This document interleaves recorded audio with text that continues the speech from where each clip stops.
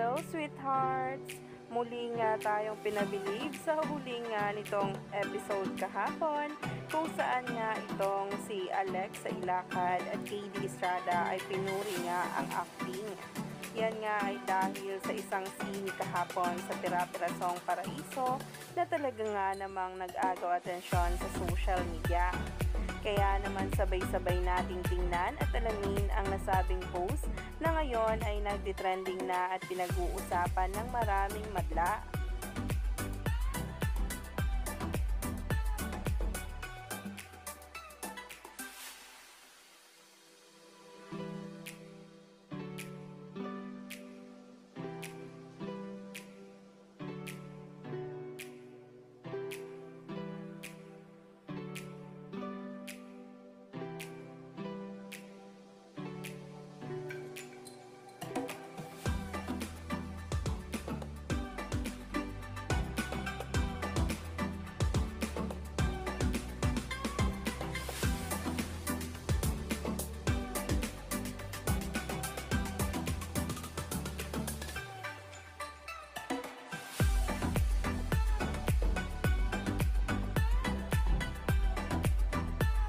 Hindi nga talaga nagpatinag si KD at mas ginalingan nga niya ang episode kahapon.